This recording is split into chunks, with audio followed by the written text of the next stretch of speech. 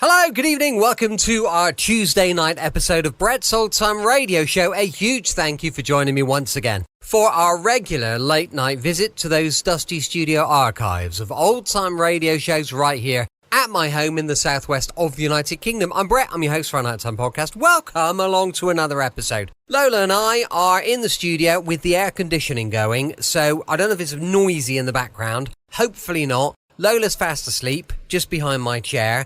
We're just trying to cool down a little bit because it's been so hot the last couple of days.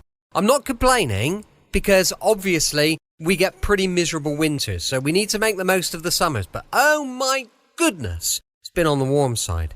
George and I went to the gym today, did a bit of boxing. Me and George did box to get, you know what I mean. I was on the pads. George was in the gym with he's got a personal trainer called Sarah who's lovely. Neil and I were doing a little bit of pad work and George said, "Dad, you are really good at boxing." And my trainer, Neil, who's a dear friend, we've been friends for years, Neil said, yeah, he's all right with the skills, it's just that the engine lets him down. Which is fair. 2 rounds in and I'm pretty done. But it was all right. It was almost like it was a little compliment for a while until I was slapped back down again. I'm not worried. It's fine. I've got Facebook, Instagram, YouTube and TikTok. They're all called Brett's Old Time Radio Show. If you could give us a follow, we'd really appreciate that. And a little comment would be even nicer. Now then, we've also got our books for sale on Amazon. Just search Danger in the Spanish Sun, or you can search my name, Brett Orchard, and up all the books will come. We've got a load of books, so please do check them out. I'd really appreciate that. But this evening, with it being a Tuesday, it is, of course, the brilliant Sherlock Holmes and Dr. Watson. This one first broadcast on the 24th of October, 1948. It's called The Fabulous Windmill. 7 o'clock by Longines, the world's most honored watch. Product of the Longines Whitnor Watch Company.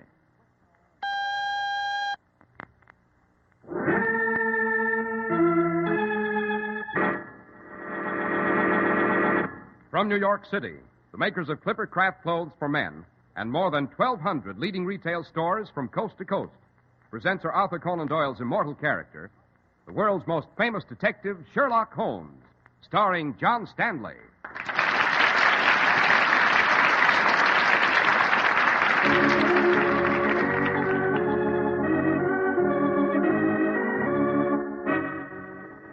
This week's adventure, The Fabulous Windmill.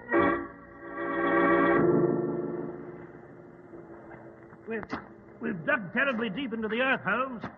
Are you sure there might be something buried here? I've no doubt, my dear Watson. Oh, this is fantastic. Here in the black of night, digging for... Wait, the shovel. I feel something. Quickly, then. I'll shovel this earth away. Wait, a human face. There's a body here. I'll just push the earth aside. Yes, body's horribly bruised, lacerated, spine snapped in two. Who could have done this, Holmes? The answer lies just before you, Watson, inside that abandoned windmill. The insane killer awaits us just inside this mill.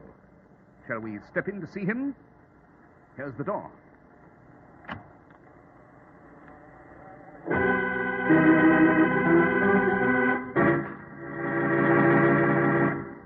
So, Dr. Watson, this time we find you resting in your study. Yes, Mr. Harris, but I'm fully prepared to report another of my incredible adventures with Holmes. And which shall it be tonight, Dr. Watson? I've given it the title of The Fabulous Windmill. It concerns a crime that only the most diabolical brain could conceive. A technique for homicide that would chill the bones of the calmest soul on earth. Wonderful, Dr. Watson. I shall do my part, but first you must do yours. You must give us a word of your very wise advice about Clippercraft clothes.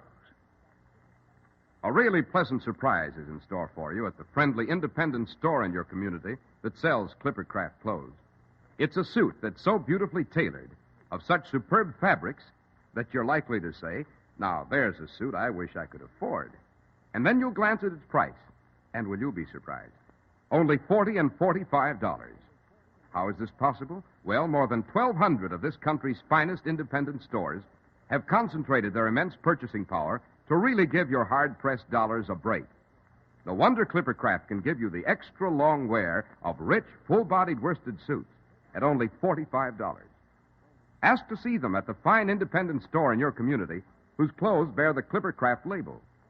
Also look over the collection of overcoats and topcoats shown, too. You're certain to agree There just are no values that outshine Clippercraft's. Compare Clippercraft with clothes selling for many dollars more.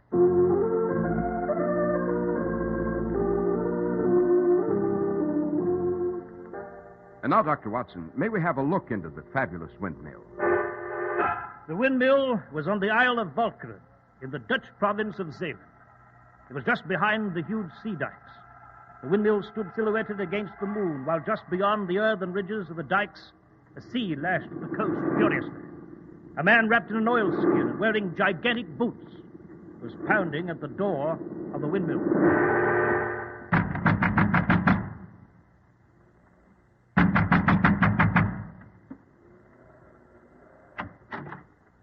Yes? What can I do for you? I am the dike inspector. My name is Van Ness. What do you wish, Inspector? I want to talk to you. It's very important. You can tell me here. You don't have to come in. What's on your mind? This windmill is supposed to be abandoned. It is. I just stopped by for a moment. Did you? Yes, I was thinking of purchasing the mill, of restoring it to an active basis. I see. This is the first opportunity I've had to look at the mill. I'm leaving in a moment. I shall return tomorrow in the daylight for a clearer view. Have you finished lying? What do you mean, Inspector? I will tell you the truth. The arms of the windmill are stationary. The mill does not show any lights. Everyone in the neighborhood has believed the mill is useless, deserted. So it is, during the day. Shall I continue? By all means, go on. Do go on. One night on my patrol, I came here to the window. I looked. I listened. You are using this mill for some kind of criminal business. People come here to see you. You give them papers, money. They are strange. They sneak in. They sneak out. They carry weapons. I'm terribly sorry I was so rude when you first knocked. Do come in, Inspector. I have an office upstairs. Perhaps we can discuss your discovery up there. All right. Let us go upstairs. Yours must be a pleasant task, Inspector. In the spring, yes, but in the winter, no. I should imagine the position is not very lucrative, Inspector. Not very.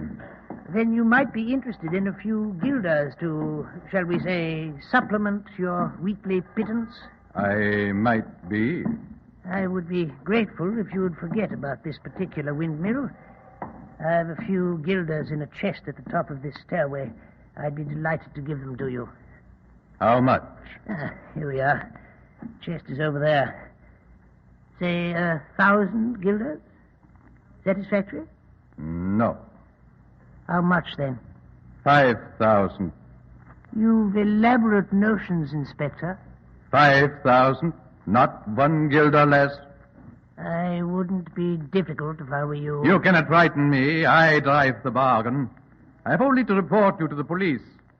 I said 5,000 guilders. You're a stupid, meddling idiot.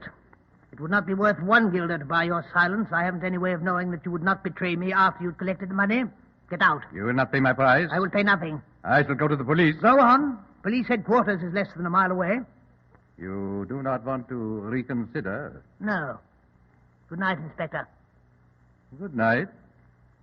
I must apologize for not accompanying you downstairs again. I'm rather busy. You do not have to be polite. Charming, these long, winding stairways in your Dutch windmills.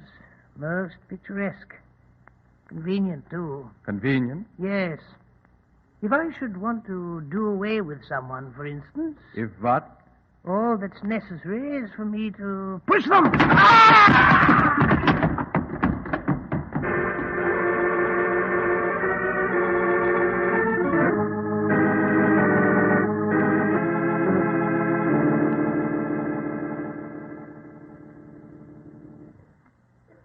My name is DeWitt, Mr. Holmes. Cornelius DeWitt. Be seated, sir.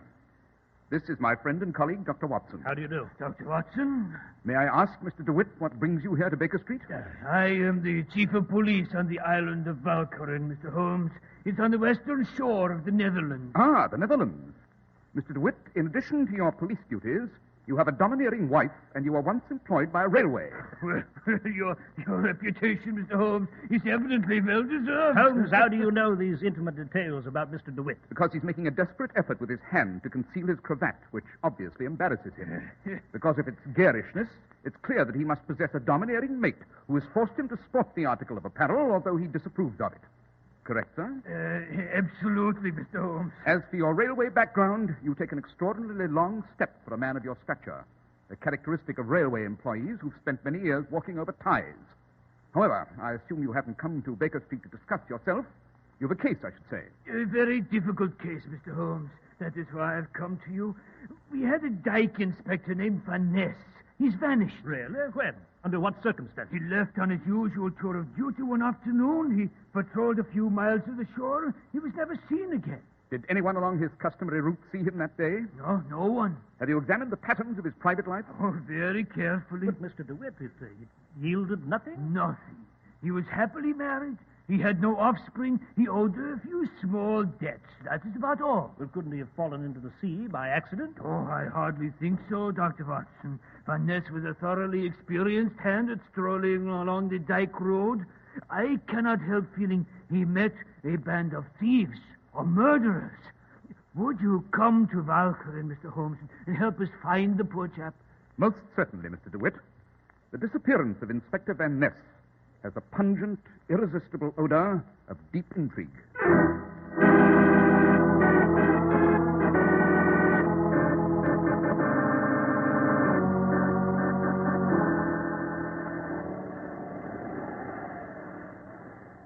By Jove, Holmes, I've never seen as foul a night as this. It's no wonder the Dutch are hardy folk. What with the way the sea roars at them, constantly threatening their lives. Wrap your greatcoat well about you, Watson. Yeah. We must examine the entire length of the road along this dike, the route of the missing inspector. I did think you were a bit undiplomatic in rejecting Mr. DeWitt's offer to accompany us. But he would be an encumbrance when we are stalking our prey. I spoke to him privately and requested that he keep his distance. But the police would over this area, Holmes. I don't see why we... Ah! Evidently, our missing Inspector Van Ness reached this far on the road. How'd you know? Because of a piece of rope. Where? That road sign. Clearly, it was shaken loose by the force of the wind. A hasty improvisation was devised. The sign is now held to that wooden post by a piece of rope. Yes, but... The Dutch are an orderly nation, Watson. This would have been repaired had the damage occurred more than a few days ago. I should say the inspector found the sign upon the ground and repaired it, temporarily, in this fashion. Therefore, on the day of his disappearance, he must have progressed this far. Holmes, shouldn't we continue our search tomorrow in broad daylight? Definitely not, Watson. Light the lantern you brought along. Whatever evil force caused the downfall of the dike inspector is still at large. It must be stopped before it strikes again.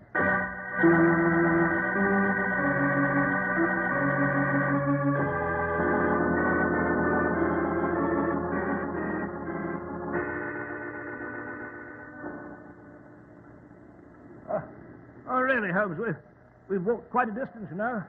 We've poked about in a dozen barns and windmills. I say let's repair to the nearest tavern. A crackling fire, some brandy, rest. I won't hear of it, Watson.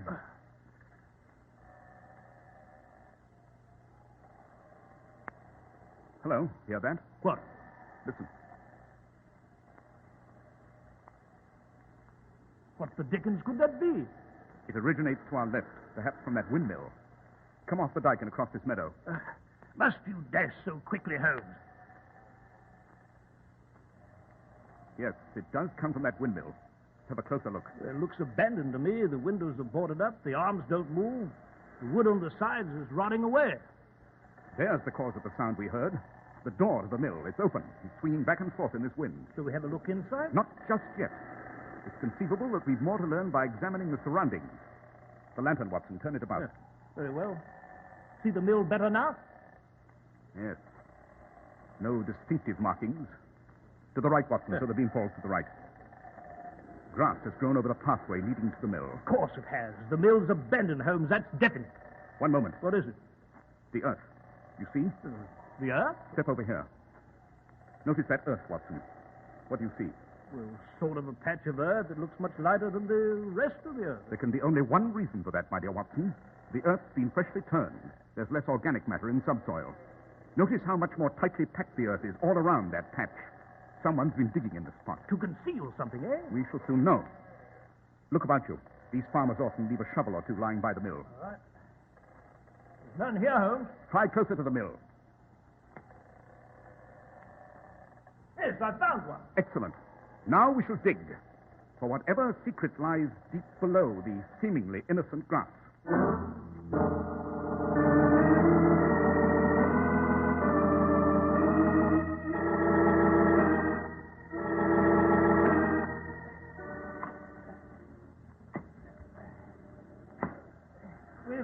We've dug terribly deep, Holmes. Are you sure there might be something here? I've no doubt. This is a fantastic project. Here in the black of night, digging into the... Wait, the shovel. I feel something. Quickly, then. The shovel is earth away. It feels soft, Holmes. There we are. It's a human face. There's a body here. Yes. From the description provided us by Mr. DeWitt, I should say it's the body of the missing inspector. I'll push the earth away. Get it off of him. Body is bruised, lacerated. Yes. Spine snapped in two. Yes, monstrous death. Well, you've found Van Ness, Holmes. As for who did away with him and buried his body... The answer to that question lies just before you, Watson. Inside the abandoned windmill? Quite. You going in there now? Immediately? Or shouldn't we summon the authorities? That is not necessary. Yes, but Holmes, there's probably a homicidal maniac somewhere in that awful mill. Only a fiendish mind could have caused such a death. Yes, and we've a rendezvous with that mind. Shall we step inside? Here's the door.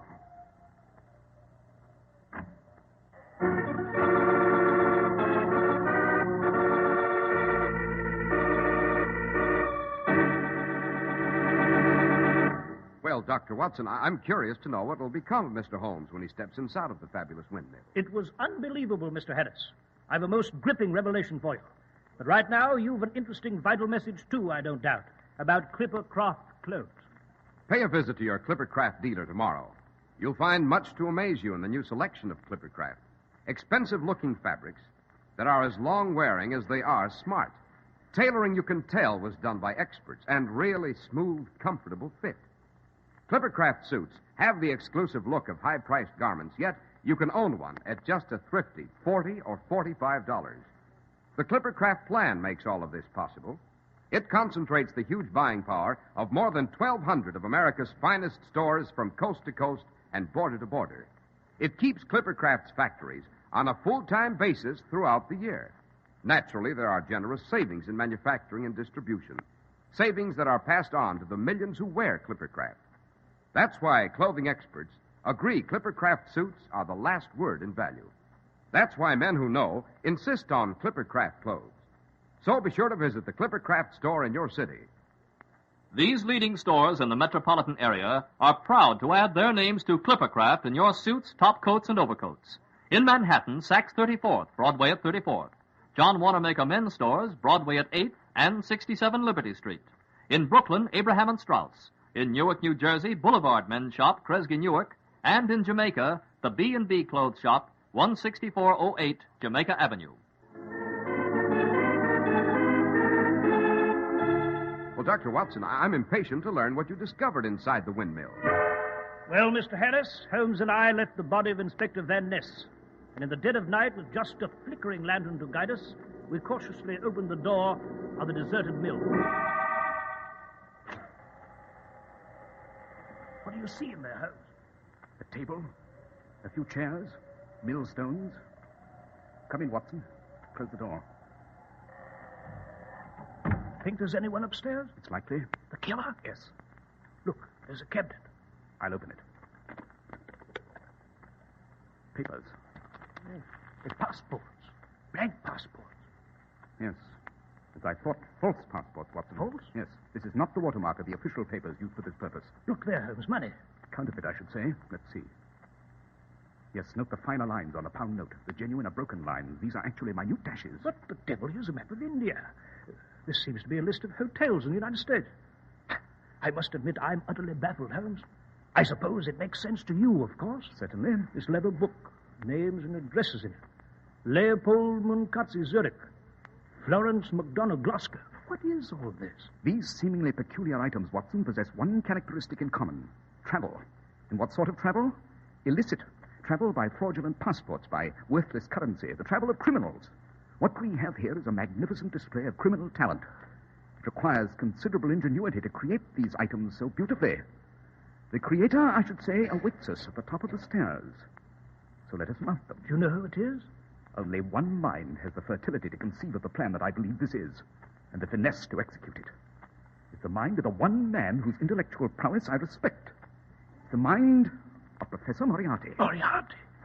It's after him. No. We shall steal up quietly lest we disturb him. Yes, right you are. What are you pulling that rope for? I'm moving a pawn, Watson, in my endless game vis-a-vis Moriarty. Shall we go up? Yes, indeed. This confounded wooden stairway, it creaks so. Hey, hear a conversation, Holmes? Yes, do not proceed to the top of the stairs. Stop approximately 3/4 of the way up. We can eavesdrop. Yes, capital. Here we are. And how did you reach Holland, Ilona? I was in Budapest, Professor Moriarty.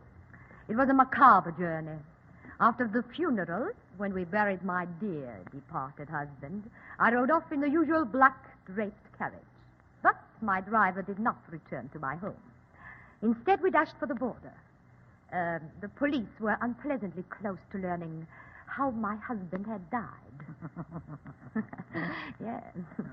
I then made my way by rail, on foot, by hiding in wagons to Bratislava, to Vienna, then northward across Germany to Dortmund, and so into the Netherlands. My dear Ilona, the police of the entire continent have been notified by telegraph that you're wanted for the murder of your husband. Amazing, isn't it, Holmes? Silence, Watson. That is why I've come, Professor. You must help me. Certainly. Of course, before we may continue, there is the matter of reimbursement for my services. I have brought money. My fee will be £5,000. What? £5,000? A trifling sum for what I shall do, Ilona. I shall present you with £20,000 in counterfeit notes, splendidly camouflaged. I have a passport for you to Argentina, and steamer tickets reserved under an assumed name. But £5,000 If is impossible. my fee is unacceptable, you'll leave me without an alternative. I shall have to notify the police that you're here. Oh, no. No, I do not want you to do that, Professor. It is just that it is so much money. Could we not settle my debt to you on some other basis? Come, £5,000, and be quick about it. Oh, very well. Here you are. Thank you. Now, everything that you require is in this envelope, including your instructions and an address in Buenos Aires where associates of mine will accommodate you. You'd better leave now. Your ship sails in the morning. She'll be coming down these stairs, Holmes. She'll see us. I realize that, Watson. Good night, Professor Moriarty. I shan't thank you. You've been more than compensated. Good night, Ilona. Bon voyage. Thank you. Oh, on your way downstairs, Yes? you might send up Mr. Sherlock Holmes, who's waiting just below. What? Yes, Moriarty, I did step into your trap. The door I deliberately left flapping in the wind to attract your attention, Holmes, and draw you into the mill. I thought you'd find it magnetizing. Who are these two? Ilona, my dear, this is the celebrated detective, Mr. Sherlock Holmes. Detective? No, never fear, never fear. As long as I have this gun, Mr. Holmes will not be a problem. His companion is Dr. John Watson. What are you up to, Professor? Be on your way, Ilona. Holmes and I have business together. Good night, my dear.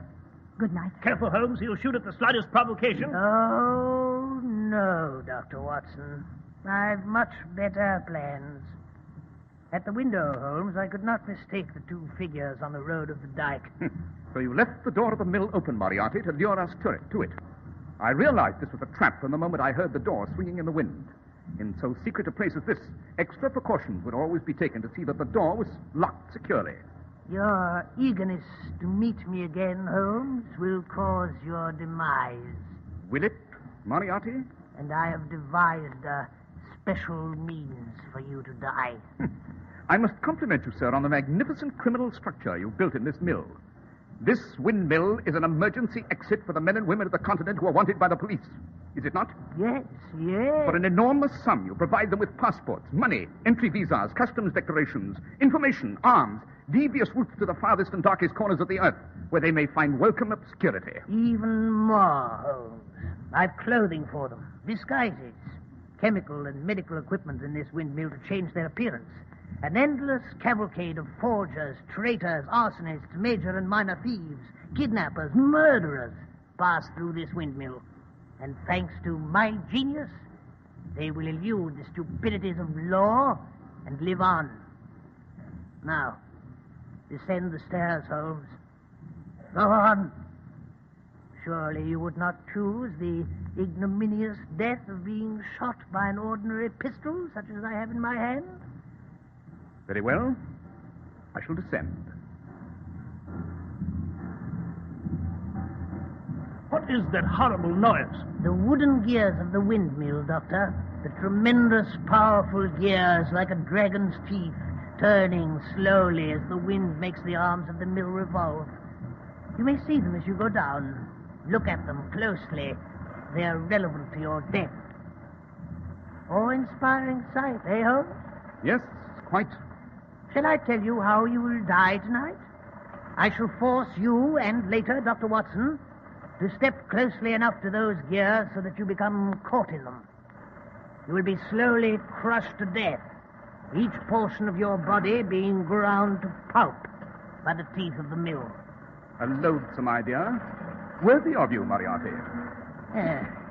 Here we are, at the bottom of the stairway. The perfect spot for you to step toward the gears, Holmes. Perfect. Holmes, you may have infinite patience, but as for me... Sergeant Watson, don't be a fool, he'll shoot. Go on, Holmes. It's just a few steps toward the wooden gears. Once a portion of your clothing is caught, the rest is inevitable. Dr. Watson, don't turn away when he's caught. Even if you do not see what happens, you'll hear it. No? I'm waiting, Holmes. Walk toward the gears. Just a few steps. That's it. One step. Two. Stop your gun! Police! Mr. DeWitt! Gentlemen, if you move toward me, I shall kill Dr. Watson. My gun's at his back. He's an ideal shield. Yes, don't fire, DeWitt. You'll kill Watson. I'm leaving by the same door through which you entered, officer. Back up, Dr. Watson. So kind of you to protect me this way. Go on, fire at him. I'll risk it. No, don't. Too dangerous. Good night, gentlemen. Holmes, until we meet again. Shoot after him, DeWitt! Miss him! It's so dark out there. There he goes, running along the road on top of the dike. I'll have my men pursue him. That would be futile, Mr. DeWitt. He's disappeared already, as you may well observe. Your men would never find him. Moriarty is far too clever for an ordinary police force. It requires a brain equal to his. In short, sir, mine. And mine alone.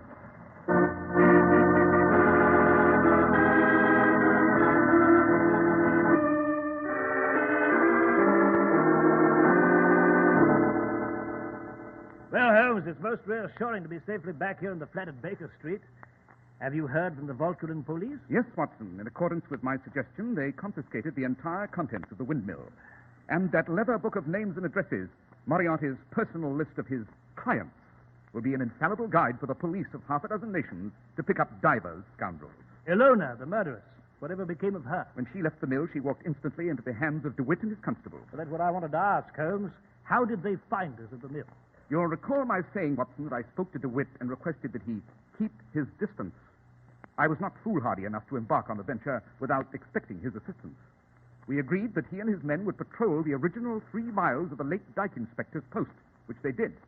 I promised to supply a signal as to our whereabouts the moment help was required. I see, and you did that by pulling the rope in the mill, eh? The rope releases the mechanism of the arms, Watson. There was a good wind. I knew the arms would then start spinning. That mill was supposed to be abandoned. I knew when DeWitt and his men saw the arms revolving in the deserted mill, they'd come a-running. Splendid, Holmes, splendid. Of course, I'll never know why each step as we go along is so difficult for me, yet so obvious to you. It depends upon your definition of the word obvious, my dear Watson. The obvious is that which is hardest to discern.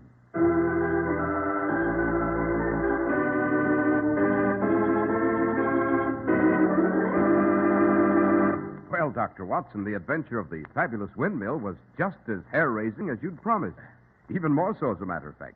Now, may we have a hint about the adventure you've planned for next week? Yes, next week I shall relate to you the adventure of the Uddington Witch, Mr. Harris. A macabre tale, I assure you, involving a strange oak tree, a shriek in the night, and an unpressed pair of trousers.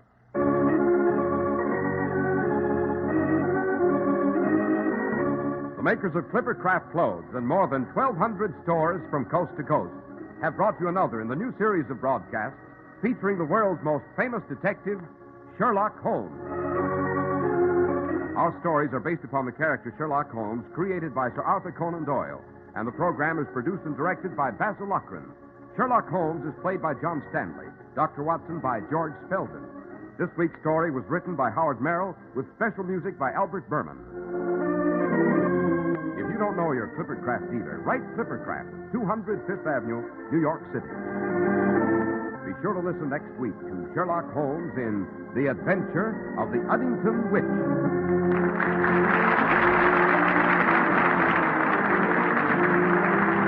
is Cy Harris speaking for Clippercraft Clothes. This is the Mutual Broadcasting System. Following station identification, you'll hear Behind the Front Page with Gabriel Heater. Fly Eastern Airlines for double dependability. Dependable airliners, dependable personnel. To fly anywhere in the world, call Eastern or your travel agent. Save 5%. Buy round-trip tickets. This is WOR, New York.